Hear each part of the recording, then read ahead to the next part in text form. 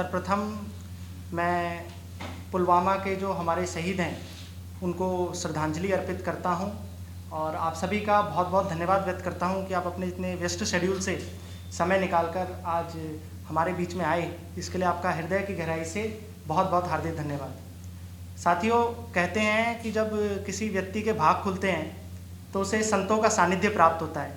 ऐसे ही आज नव्य भारत फाउंडेशन का सौभाग्य है कि ऐसे ही राष्ट्रीय बाल संत श्री श्री श्री साहिल जी महाराज जी का आज हमें सानिध्य प्राप्त हुआ, हमें आशीर्वाद प्राप्त हुआ।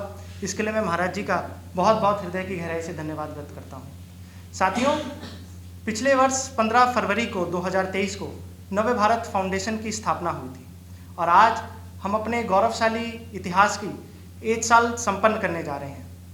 ये हमारा परम सौभाग्य है कि भारत के प्रतिष्ठित चिकित्सा संस्थान पीजीआई चंडीगढ़ में 18 फरवरी को हम अपना राष्ट्रीय अधिवेशन Navya Bharat Manthan, theme rising Bharat, our nation our responsibility, यानी मेरा देश मेरी जिम्मेदारी, इस विषय पर एक राष्ट्रीय सम्मेलन हम सब आपके बीच में आयोजित करने जा रहे हैं। और हमारा और परम सौभाग्य है कि इस राष्ट्रीय अधिवेशन में भारत माँ के वीर योद्धा, परमवीर, भारत के परमवीर कारगिल विक्टर, जिन्हें टाइगर ऑफ टाइगर हिल्स कहते हैं, ऐसे कैप्टन योगेंद्र यादव जी परमवीर चक्रा हमारे मध्य में उस कार्यक्रम में उपस्थित रहेंगे।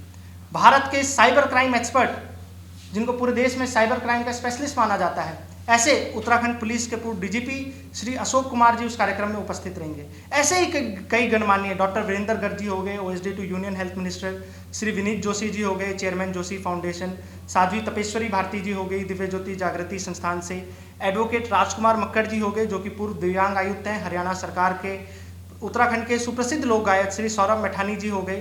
ऐसे ही कई अन्य आईएएस, आईआरएस, पुलिस के और आर्मी के ऑफिसर्स इस कार्यक्रम में सम्मिलित होकर हमारे जो युवा साथी हैं, जो हमारे डॉक्टर्स हैं, हमारे लॉयर्स हैं, हमारे इंजीनियर्स हैं, उनको संबोधित करने जा रहे हैं। और इस कार्यक्रम का लक्ष्य और मकसद केवल वही है जो मैंने आपको पहले बताया, राइजिंग भारत, जो मेरा देश उभर रहा है, जो मेरा भारत उभर रहा है। तो इस उभरते हुए भारत में, इस नए भारत में, क्योंकि हमारा नाम ही नव्य भारत फाउंडेशन, हम एक नया भारत बनाने के लिए, एक उज्जवल भारत बनाने के लिए आगे बढ़ रहे हैं। तो इस उभरते हुए भारत में हमारी क्या जिम्मेदारी है, हमारी क्या रिस्पॉन्सिबिलिटी है, इसी कार्यक्रम को लेकर ये जो हमारे प्रखर वक्ता हैं ये इस सभा को, इस अधिवेशन को संबोधित करेंगे।